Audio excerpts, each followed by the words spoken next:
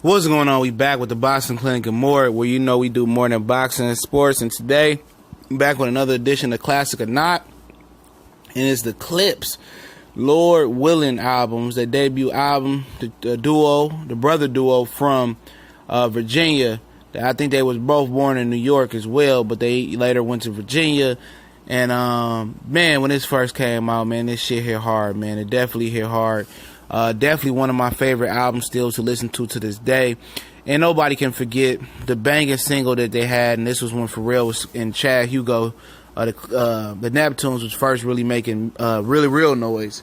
And Grinding, that was the number one beat maker, pencil and fist, on school desks. Everybody, played that beat, man, and that shit was hard. And the Clipse, made it even harder, man. Pusha T and Malice, man, it was a lyrical assault.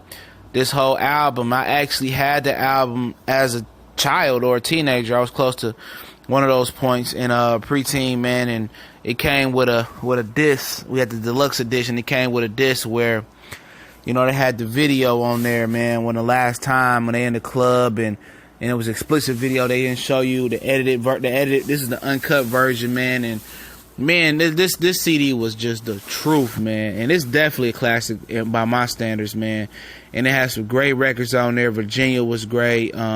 Young Boy, Grinding, Caught Down, Last Time. I mean, it just, man, it just was the truth, man.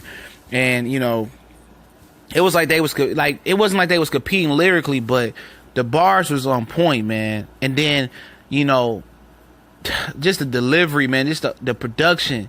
Like, this was like perfect. And then it took them a while to come out with a second album because the labels were trying to play them, or they wanted them to sound one different way, and they wanted to keep their sound, and for a duo to come out and they debut like this, they smashed it. The second one was great too, man, as well. Their second album, I can't remember what the name was off top, but I mean, they did the damn thing on this one, man. And I don't know too many people that probably wouldn't think it was a classic. There's probably some people out there that say, oh, it's definitely not a classic, and they really ain't heard the CD. But it is what it is, man. And Neptunes produced it, man, and they went from being D-boys, dope boys, and Drake said, Pusha T really so dope. I watched the interview, dog. Malice did not say he didn't sell dope. But eventually, Malice went to I think he went to the Marines, and now Malice is a gospel rapper, and Pusha T is still, dropping albums every now and again. He's like an A&R or president over at Good Music for Kanye West. But before all this, back in the day, this was it right here. This was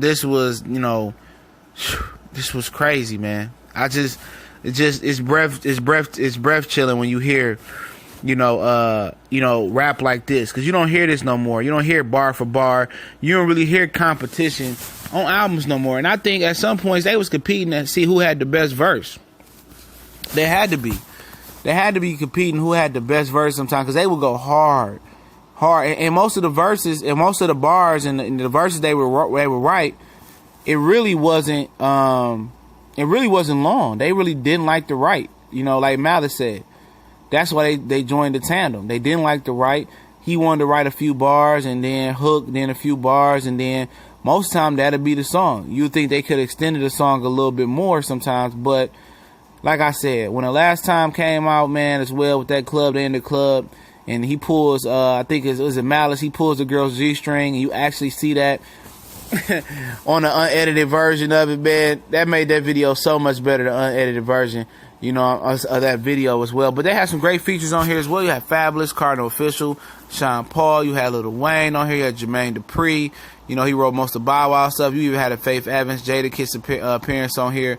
And, this was their first major one, man. And it definitely smashed it out the parks. And you definitely had, Pharrell and Chad on there on the beat. And, it was going to be on point, man. And, Virginia has produced a lot of great players. That little town, great, just overall great artists and great entertainers and great athletes. I mean, may it be Iverson, may it be the Clipse, may it be Randy Moss. It's a lot of guys that came through there, and I don't know what's in the Virginia water, but they definitely putting on and showing out as well. And they definitely showed out with this CD. And Let me know if you think it's a classic or not. I'd love to hear people's opinion on this. And this was what rap used to sound like, man. If you go listen to this album, and it used to be about bars. It used to be about punchlines. It used to be about, swag on the mic, how you sounded.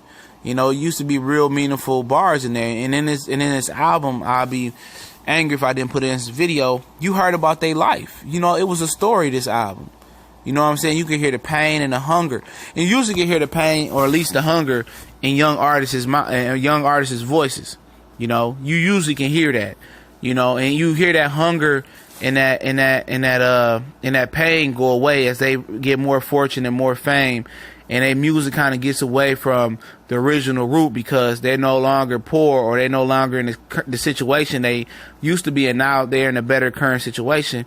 And even going into their second album, even though it was a delay on it because of the battle they having with the record label, whatever that was about, they still had that hunger. And then eventually, Malice split. He wanted to do something else, and Pusha T wasn't mad at him. Pusha T eventually became a solo artist. So let me know if you think the Clipse, Lord Willin, was a classic album or not.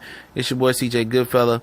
Y'all know what it is. We on Facebook, Instagram, Twitter. Also, if you're into college sports, check out our new college sports page, S1210 College Sports Most Wanted, for your college football and basketball needs. And that season is upon us in about another week or so.